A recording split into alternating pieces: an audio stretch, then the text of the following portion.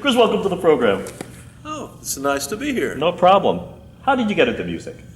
Well, it's very interesting because my family moved with the the Houston Intercontinental Airport. Yes. My dad was an air traffic controller out where Hobby is now. Yeah. And when they built the new airport, our family migrated north of Houston into Montgomery County. And when I was just going into the ninth grade, if I would have stayed in the Houston Independent School District, there were only 6 class periods. However, or 5, I can't remember, one of the two. But when I was applying to go into the Montgomery County Independent School District, going to Conroe High School, there were 6 or 7 class periods. So there was one elective that I had to choose, and it was between Latin, home economics, and boys choir. So, because I was playing the guitar back then quite a bit and learning, I chose the choir, and it's very interesting. Like the second day of class, this choir director, he had us go down the row, and I think we sang something as ridiculous as Mary Had a Little Lamb or something. Right, to see what... And and he asked 2 or 3 of us to stay after class. Gave us a pass to go to the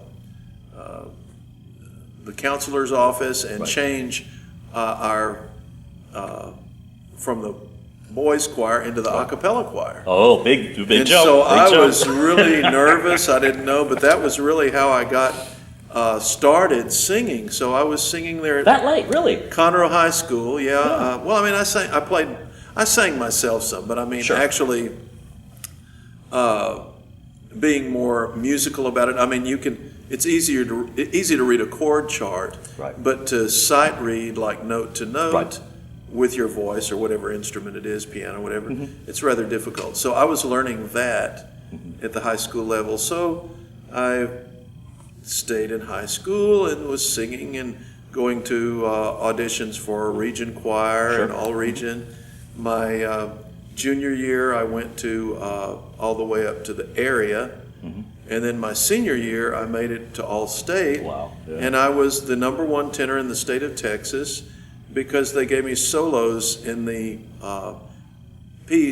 large piece that we were doing with an orchestra. It was a choir, orchestra, soloist. And they gave me a solo in there. I was one of the soloists, and from there, I got approached by several universities to go to their music school, Sam Houston State University, an out-of-state university in New Jersey, and then also North Texas State. So I actually chose Sam Houston because it was so close to home, but I'm really glad I did because I had a wonderful voice teacher there, Dr. Walter Foster. Who I still go see occasionally. Really? He still believes, he says, I still don't think that we've even really totally scratched the surface of your voice. Wow. I think there's still a lot more there. So that's really nice to know at this time in my career. So after Sam, then what? After Sam, I was singing in the Houston Grand Opera. I was doing mostly chorus work with them. I was also working in a regular job and singing with the Houston Grand Opera. They would give me some small roles here and there. However, after that, I got out of the opera, and then I started working in a job that demanded a lot more time of me. And what happened was the pastor of the church where I was going, he asked me, he said, Chris, could you come to this banquet and sing a song for us in lieu of the blessing over the food, or the prayer over the food, thanksgiving for the food? Could you sing a song there? Sure. I said, sure. So I did. I sang the Lord's Prayer, and actually I had to sing it a cappella because nobody was there to accompany me. So I did, and 2 people approached me right after I sang, and they were station managers at the local Trinity Broadcasting Network in Houston, Texas. I cannot remember the call letters for it, but anyway, it's the Trinity Broadcasting affiliate in Houston, Texas. So they asked me if I would come sing on a telethon. And I happened to I was transitioning from sales department at this company that I was working at to being actually a person that was training salespeople. Right.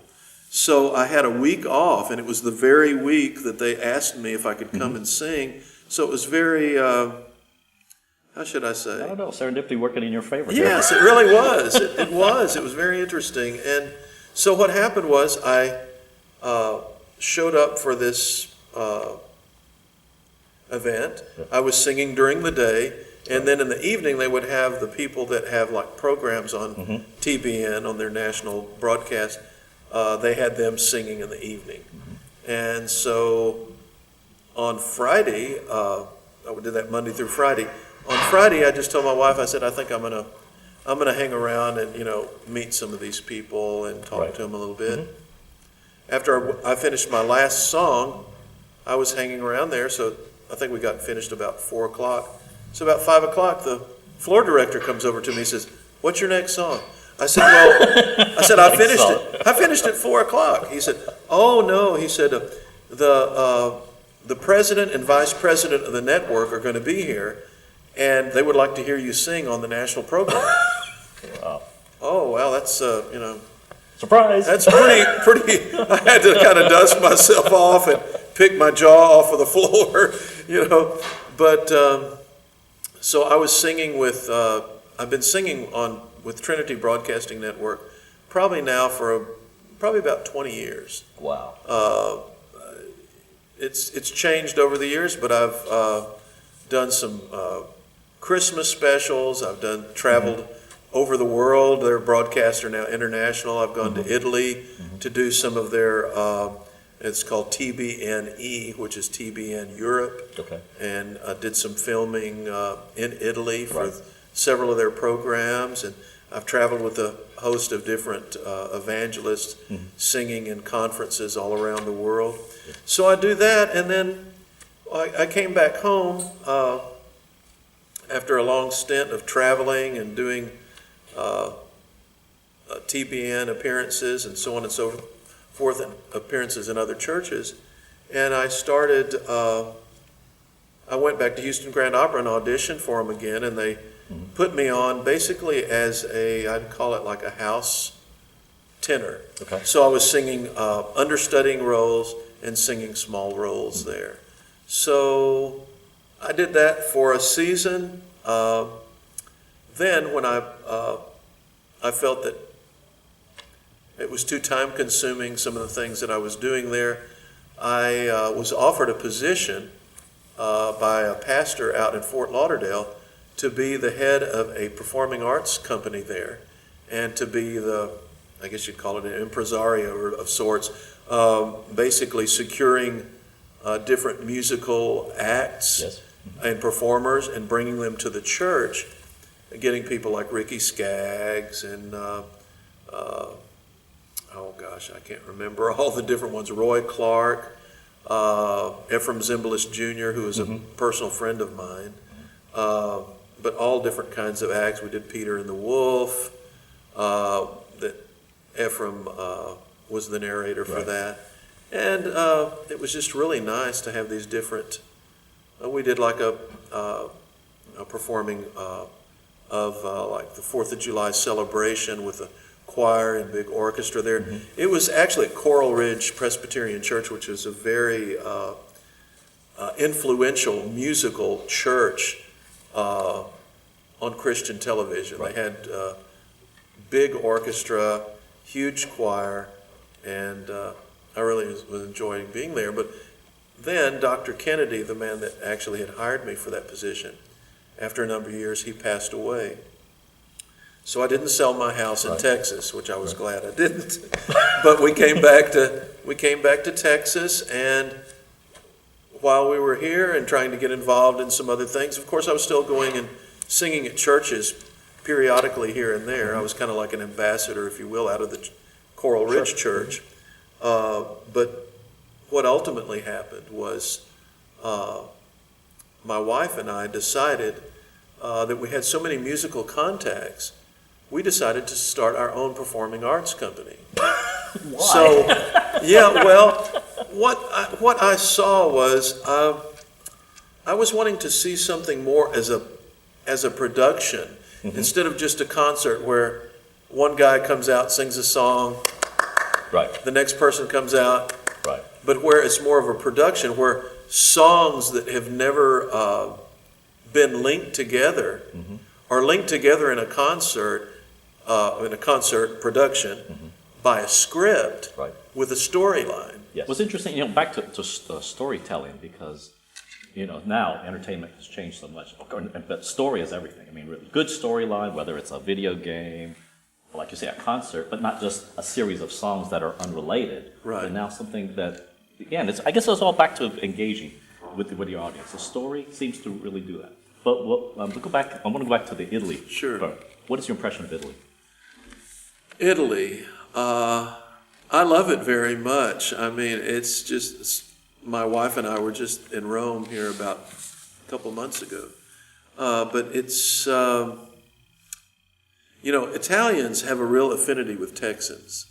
I mean, I think What immediately when you tell somebody you're from the U.S., in Italy, they warm up to you. And then when you tell them you're from Texas, they're right there with you. Why is that? I don't know. I think they have this preconceived notion with the spaghetti westerns. Oh, yes, and, yeah. The Clint Eastwood and these Good, Bad, and Ugly and some of Kind of these larger movies. than life kind of characters. Yeah, they have an idea that if you're from Texas, you probably have a ranch and you probably have some cows and horses and all the get up, But I'm really impressed with the Italian people that they really have a love for music. I've traveled many different countries in the world, but one of the ones that I traveled to that I think really it was just like the people they would roll out the red carpet and they just embrace you and love you so much was Ireland.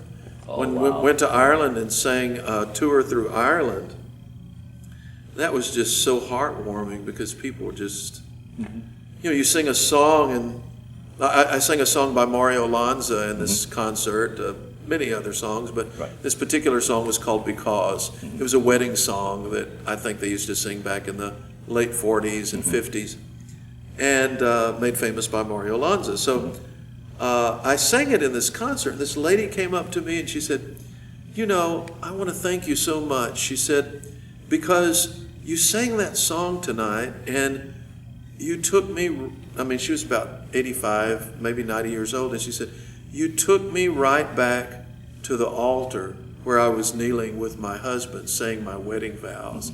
And she said, I've been without my husband for 20 years because he passed on. But she said, I really want to thank you for that. And I think that's something wonderful about music, about song specifically, that it can convey a mood, it can convey memories, it can convey all these wonderful nostalgic things that come to mind with a song. Hopefully they're good memories, Yes. That's what I love about singing and about song, because like here I'm doing a song, Moses, which is the story of Moses. And people tell me, they said, oh, wow, that song is just incredible. It's like I'm right there. It's like I can feel the kind of arid air in the desert, and I can sense this conversation, between God and Moses. And anyway, I love to sing all kinds of music. So what is your favorite style of music, if you had to pick one? I would say probably, the one that I probably do the best is probably operatic, like arias of that sort. However, my favorite to actually perform would have to be more pop, Broadway and pop. I love the Platters, Roy Orbison. My musical taste is fairly wide. I don't know that I'm a great country singer, but I can affect my voice sometimes. But anyway, I love singing, and I love singing in a concert production type atmosphere where you can meet the people afterwards. A lot of times when I was singing in the opera world, it's kind of like security doesn't want to let people in the back. Really? And of course, well, I mean, it could be kind of a little, testy at times, I guess, but I like to get out and I like to meet the public. Sure. I like to, a lot of times they want to say, I would like to tell this young man this or that, or I enjoyed this, or it made me think of that. Sure. And it's something that's priceless for the artist. Yes. And it, as much as it created a memory for the person that was hearing the song, this, what shall I say, this reverberation of them saying how the song affected them is very encouraging to the artist. Well, they're giving back to you. Absolutely. Without them realizing. Sometimes they touch you more than you're touching them. Exactly. And that's something, yeah. Yeah, to know that you're, I don't know. It's like a friend of mine in the opera world. It's very interesting that he actually paid some. I mean, sometimes the opera world can be very cruel. I mean, it's if you have one show, it's like it could spell disaster for a career. And this friend of mine, he was doing so well in opera and everything. Mm-hmm. He paid this person to actually come to him and encourage him regularly. Right. Because it's a very,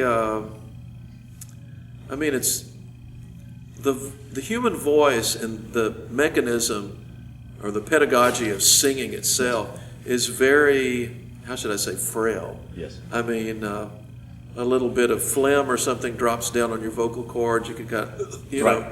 Or you breathe in too fast and there's some phlegm there and it, goes to the back of your throat. Maybe it chokes you or something. There's all kinds of little, hiccups that could possibly happen. But it's, I love to do it. It's a great way to communicate with people. I'm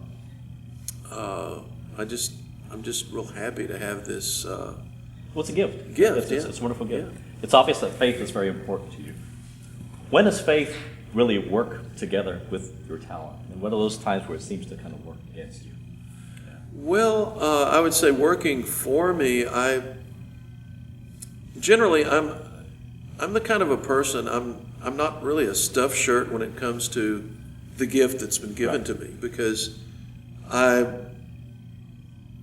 would just as soon, I came out of a voting booth here either last year or a number of years ago, and I just felt really upbeat, and some lady saw me outside. She said, "Oh, this is the guy with Opera Leggera. Oh gosh, we just love your concerts. Could you please sing a little something for us?" And I just began to sing the last verse of the Star Spangled Banner, which people don't generally know, but it's a really cool verse. Look it up sometimes. The last verse of the Star Spangled Banner. So anyway, I sang that, and it's. I don't know, all the people that were out there in line to go vote, you just saw this reaction from them, or going to a church and singing, spending some time with the pastor of the church, and maybe the pastor saying, "Chris, could you go with me to make hospital visitation visits?"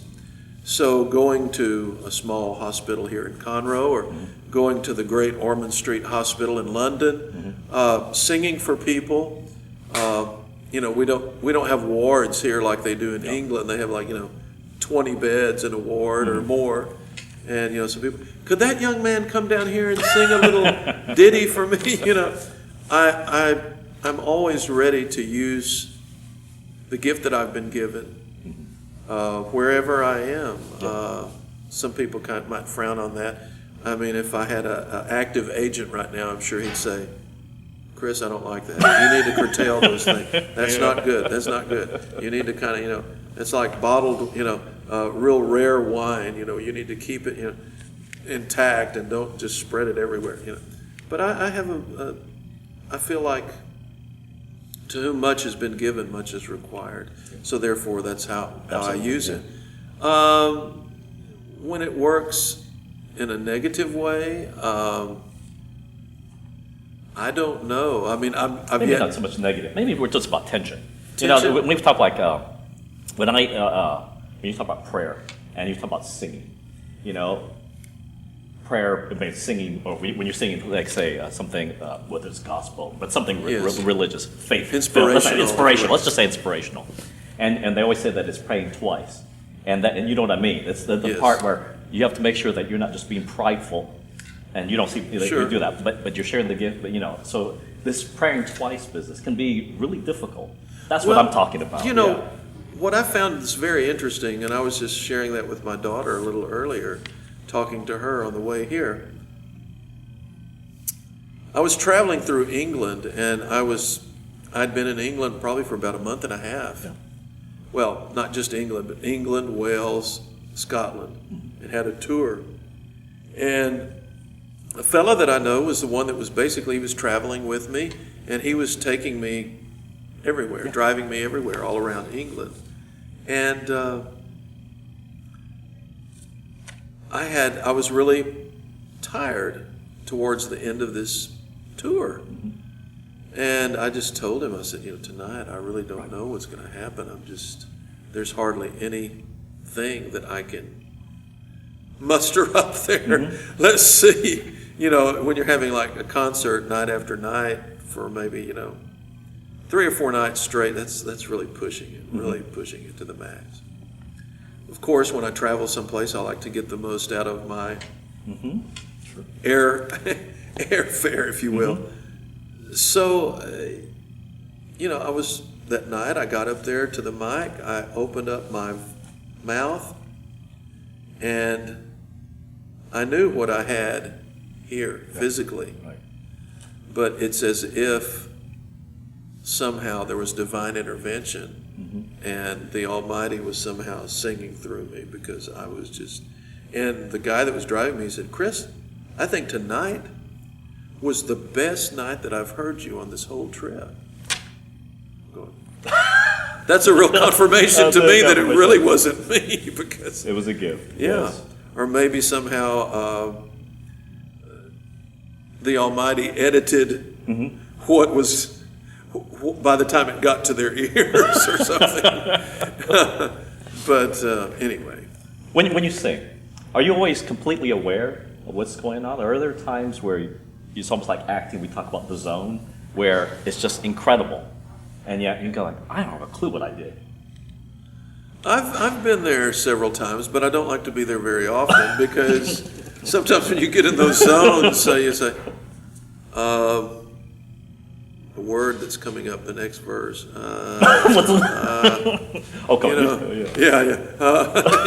What is it?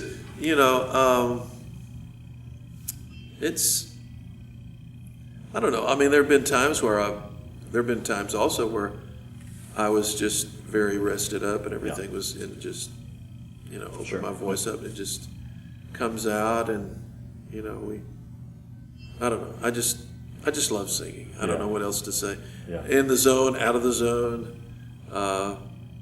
It's in a way, I look at it always as ministry to people's souls, and makes them happy, makes them maybe sad. They're thinking about someone, but it brings back a melancholy. It's not a bad thing. Yeah, absolutely. Brings back a certain melancholy because they miss someone, or think about this person or the situation. So, what do you do to decompress? What do I do to decompress? I'm not a couch potato, but I do like to watch old movies. Yeah, like what? Oh, I love to watch Clark Gable and Spencer Tracy, Cary Grant. I'm kind of the black and white fan. I mean, there are some newer movies I've watched and liked. I actually went to see La La Land, and I thought it was really great. I thought it was really great. I thought it was a great 21st century stab at a musical. Yeah. At the beginning, when they're all in their getting out of their cars and all this, in the very beginning of the movie, I thought, this looks too much like a commercial, like, or whatever that thing is, insurance commercial for some kind of car or life insurance or something, because it shows this freeway in LA, and the cars are all stacked up, people getting out of their cars and singing. But I thought it was great. I really enjoyed La La Land. But no, I love these old romantic movies. I like also international movies like Victoria De Sica and some of these Italian directors. But Favorite actor? favorite actor, I would have to say, would be, it's a toss-up. On the romantic side, I'd say it would have to be probably Cary Grant. Cary? Yeah. On the macho side, I'd say it'd have to be Clint Eastwood. Oh, yeah, of course. I think he's the tops. What about favorite singer? Favorite singer, several different singers. There's a singer right now that's a very famous opera singer by the name of Jonas Kaufman. If you've never heard him sing, look him up on YouTube or pick up a disc. You will not be disappointed. Very beautiful, virile voice. Of course, I had the opportunity, because I traveled around and did a lot of concerts around the world, and I was talking about a specific one I did in the Southern California area, Carlsbad, California. A lady came up to the table where I had some CDs out, and she purchased about 25 CDs, and she said, "Oh, I'm buying these for Christmas presents, but this was like in August or something." Already? Yeah, but I have so many clients that I want to give these to. I said, "Well, thanks, I appreciate it." She said, "And one in particular, I'll tell you about him later." I said, "Why don't you tell me now?" Well, ultimately, she came up and told me that she wanted to give this to one of her clients, who's Frankie Lane. And so Frankie Lane listened to my CD that she gave, and he actually got in touch with this woman that gave him the CD and said, "Look, next time this guy's in town, tell him I'd like to meet him." So we were down in the Carlsbad area. We went to Frankie Lane's house in San Diego. He lived on Point Loma, overlooked Coronado Island, and spent a wonderful afternoon and evening at his home. And my daughter was, I think at that age, I think she was about 8. She's 20 now, but she was just like, mesmerized. I started playing, some Frankie Lane songs. Where I love Frankie Lane as a stylist, and it's just amazing that he was singing all the way till he was like 90 years old. Incredible to do something that you love, right? For that long. I mean, there's other phenomena in the world, like a guy named Ivan Kozlovsky, that was a Russian opera singer, and I think he gave a concert at the Bolshoi Opera, I think when he was like about 95. Oh, wow. And it was like a full concert. And the guy still had his voice, and he wasn't singing anything, how should I say, several keys lower than normal.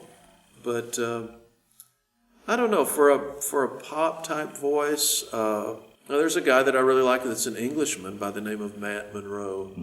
Love his voice. He's kind of a Sinatra type singer, and I really have always loved Matt Monroe's voice. Wow.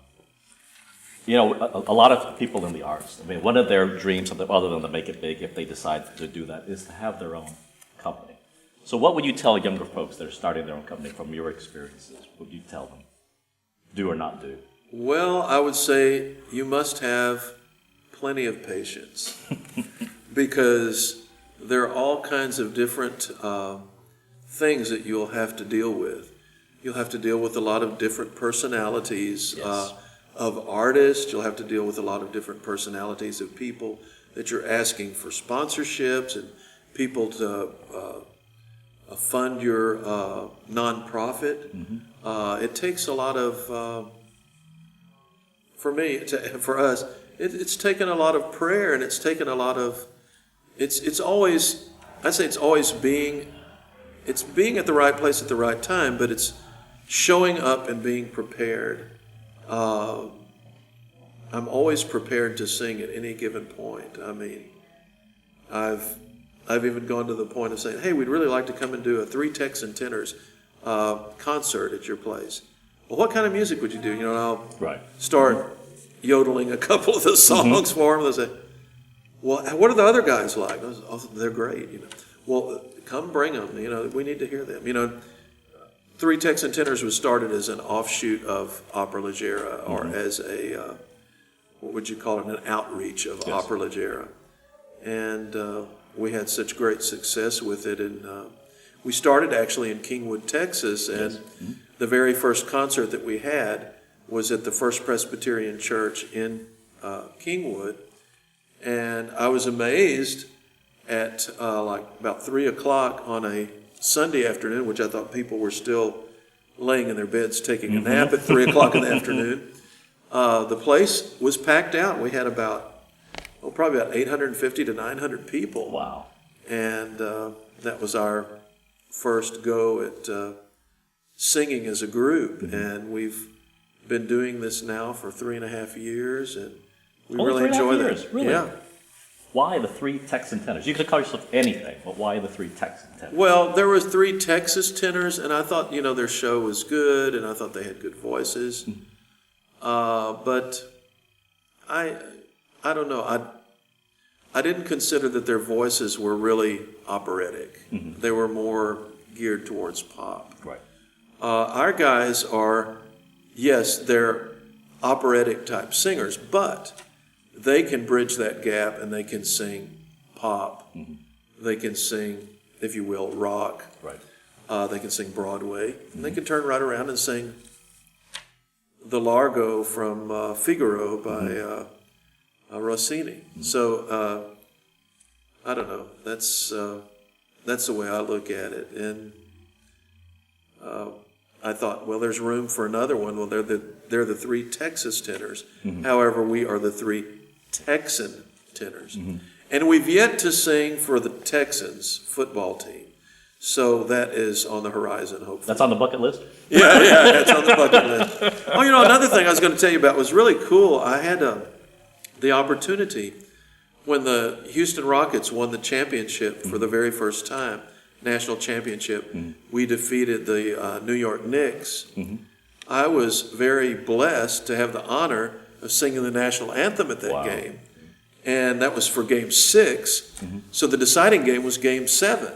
So they called me up and they said, Chris, we're just wondering, could you come back and sing for Game 7? And I said, oh, I'll have to check my calendar. I said, no, don't hang up. Don't hang up. No, I was just joking.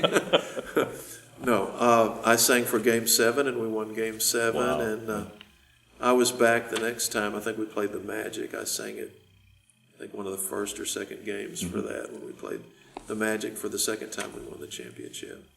Orlando Magic. Wow. So what do you see yourself doing in the next 5 years? Just continuing to do a lot of the Three Texan Tenors. We'd love to go to churches. We'd love to go. We'd actually like to take. Actually, I'd love to take the Three Texan Tenors to Italy. Wow, always should. That would really be, and take a little camera crew with us, and I think that would be a great thing to do. Venice. Oh yeah, I'd love to also take the Three Texan Tenors to England, and I'd like to go to some of these. In Wales, there's a lot of ruined abbeys that Henry VIII destroyed. I'd love to go into some of these old abbeys and do some videos, like out in the open air. I think it'd be really cool. No, you should, absolutely. And I don't know, that's on our foreseeable future. We'd like to do that. We are, there's a lot of incredibly beautiful concert halls in, what would you call assisted living centers in southern Florida. Really? I mean, they're just incredible, and they seat like, 1,200 people, and they're, anyway, I was joining a group doing a concert there through southern Florida called Puccini to Broadway, and that was really nice. And I would like to go to some of those places and bring the Three Texan Tenors to these, to churches. Sure. Yes. Assisted living centers that are, that can, that have like a theater or auditorium where you could perform with the sound equipment needed, and any other venue possible. We'd love to do that. So that's what I foresee in the future, and of course we'll continue to do Opera Leggera, which is one of our loves, and we'll see what the future brings. Excellent. Well, we're so glad to have you here at the Crighton Theater. Thanks for coming. Hopefully we'll see you again. I'm going to ask the question we've been asking all our guests. If heaven exists, what do you want God to say when you get to the pearly gates? Does Van Gogh still have his ear? No, I'm sorry. You want to see the piece? Yeah. No, I don't know. The pearly gates. I'm not trying to be trite or anything. I just like to say, show me which way to Jesus. That's all I'd like to say. That's it. Think you'd sing? I'd be glad to sing. Yeah, I'd be glad to sing. Chris, thank you so much for being with us. Well, thank you. Have a good Appreciate concert. it.